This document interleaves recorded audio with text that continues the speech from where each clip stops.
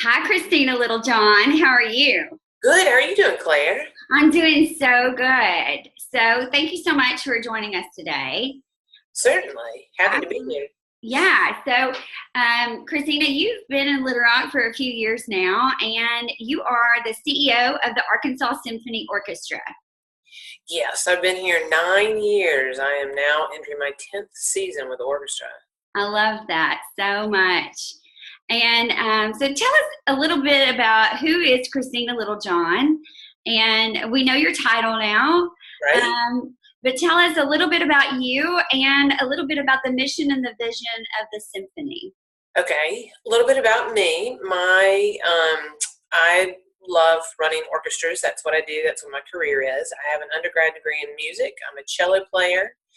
And then when I was at Furman University, which is where I did my undergrad, I was also editor of the college newspaper and had to decide if I wanted to be a journalist or a professional cellist. And then I realized that when I became editor of the newspaper that what I really did well was pull teams together. Yeah.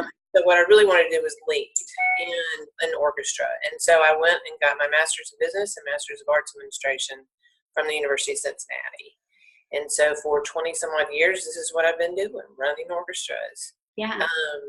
And I've lived in New Orleans, Mobile, Alabama, Miami, Florida, Pensacola, Florida, and here for 9 years. Nice. Yeah. And then Arkansas Symphony, what our mission is we are the state's fully professional orchestra. Our budget's around $3.5 million. Our role in this community is to inspire, connect, engage, and advance Arkansas through music. And what that means for me personally is our job is to serve the community. So I make sure one of my things is I want to make sure that we have the revenue so that we can support full-time musicians and musicians to live here in Little Rock, to play with the orchestra so that we can play great concerts, Beethoven and E.T. and Star Wars and Harry Potter and Tchaikovsky and everything else, but also so our musicians can live here in Little Rock and teach. Some of our musicians teach hundreds of students. We have a new program where Ziying Wu is teaching 250 kids are participating through Academy. So it's changing the lives of our Kansans through their children, adults, continuing education, but changing their lives every single day. So I want to make sure that we can support the quality of life that we want here in Little Rock. Yeah. So there's so much content there, Christina. That's huge. Right. Huge for the arts. It's huge for the people of Arkansas, and it's huge for the symphony. And I also hear so much for the young persons here in Arkansas as well. And I know y'all have a lot of initiatives for the youth. Right. Symphony. So tell me more about that. That's true. We also have, in addition to our full-time professional musicians and our adult professional musicians, we have a wonderful program where we're teaching kids. We have 4 youth ensembles. Kids that participate in music, there's studies, any number of studies that say 4 years or more, the kids score higher on their SATs. They have improved listening, improved reading, improved math, improved teamwork, discipline. And we know all of this is true, and those are the same qualities that will give us our future. The person that runs Southwest Power Pool, Nick Brown, was a trumpet player, still is a trumpet player. A lot of doctors are musicians as well. And so what we're trying to do through our education programs is, again, have the kids create great music, but we know through that experience that we're creating kids that are going to be our future doctors, our future leaders, our future musicians on stage. Some of our musicians in our Arkansas Symphony played in our Arkansas Symphony Youth Orchestra. This year, the youth orchestra graduated. I think we had 12 seniors are going on to study music education. So they're going to be our future band teachers, our future orchestra teachers here in Arkansas. So we believe what we're doing with the kids is important with the kids because it's important to give them those life skills, and it's important for Arkansas. So we believe we're transforming Arkansas every single day. So what I hear from that is you're not just teaching music. You teach so many other educational skills, but you're also teaching leadership within our youth. You're teaching team building skills and things like that are going to service them in all types of business in their future. The things that, frankly, we need in a lot of our education systems today, that they're going to be serviced through the symphony. Right. We have a program where we're teaching at an elementary school here in Little Rock, and we're teaching all the 3rd and 4th graders violin. And this year, because the kids had taken violin last year in 3rd grade, the 4th graders and the principal said we got their test scores back, and they've scored 30 points higher in math. Wow. And she said it's more than just the math scores. She said what happens is the kids know that if they don't behave, they don't get to take violin. If they don't show up in their uniforms, they don't get to take violin. And so they've been able to use the violin class as a way to have the kids just behave better in school and learn their science better and their math, obviously their math, but also reading. And she said, and then the other thing is, you should see the looks on their family's face when they get to watch those kids play their violin recital. Yeah.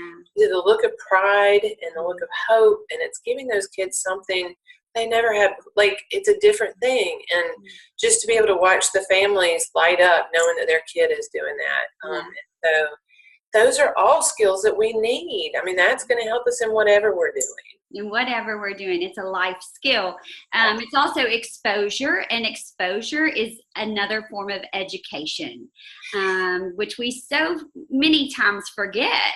It's just like when you travel is exposure to so much culture, and that is also education. And it's just like the arts is exposure to so many things that broaden your world and bring other people into your world, and that is another form of education that we must bring to our youth through so many different other avenues. And I love the fact that the symphony is reaching out into the community to bring this to our children. And I just want so much of us to be a part of that in a large way. Right. We really want to serve the community. That's our number one job, is to serve Little Rock. We are about making great music, but we're also about making great community. And I'm with you on the travel. One of your questions was to think about was inspiration, and travel is what keeps me motivated and inspired, because, I heard this story once and was thinking about the statue David, and how it's important to think about how one person's perspective is just as obvious as another person's, depending on where you're standing, and that on as you're looking at the statue of David.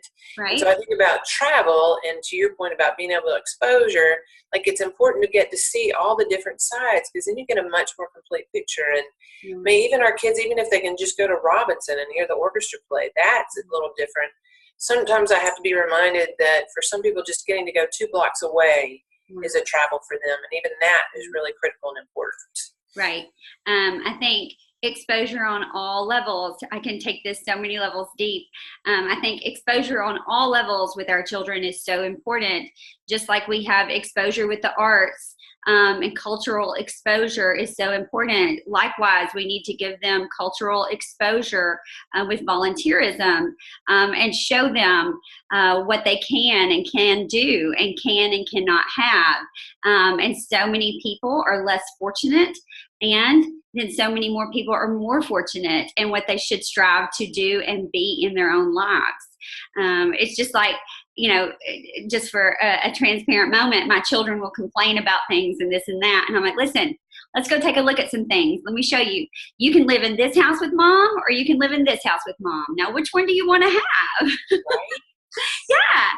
And I have easy accessibility to that, and they're like, well, we want this one. I'm like, well, if you want that one, then we got to quit complaining about this in order to have this. Right. Yeah. My mom always had this saying. She's like, there are people that are less fortunate than us, and she really would make us. We would have to write our notes to the shut-ins, and then we'd have to go visit the shut-ins.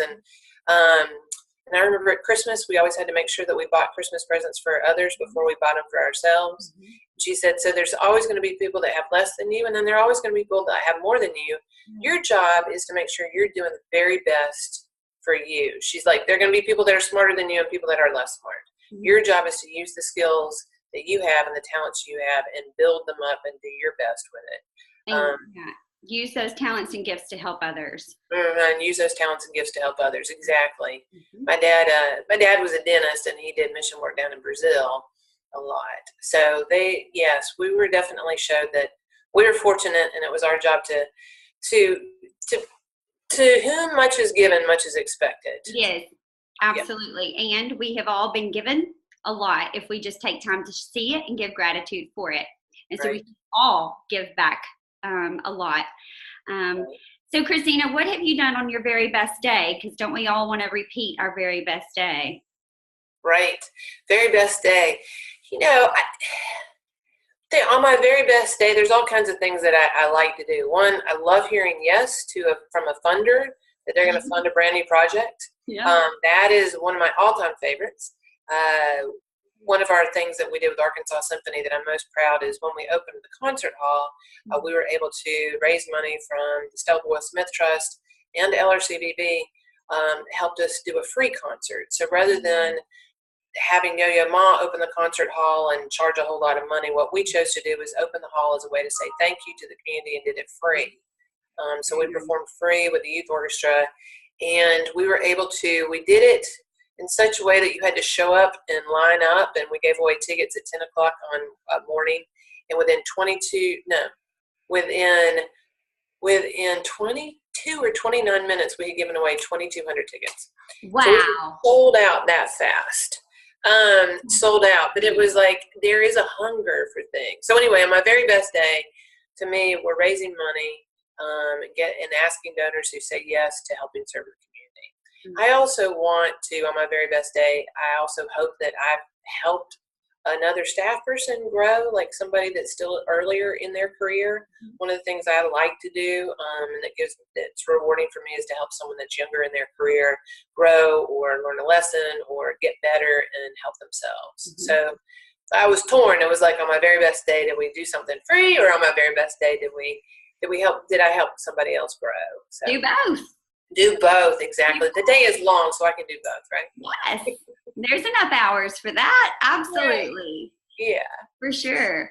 Christina, you're always a joy, and I so appreciate your transparency and how much you give to others with such servant leadership that you show on a daily basis. And thank you so much for giving of your time. It's such a precious commodity, and it's valuable. So thank you so much. I appreciate you and all you do. Thanks, Claire. Okay. All right. Have a good day. Bye. All right. Bye.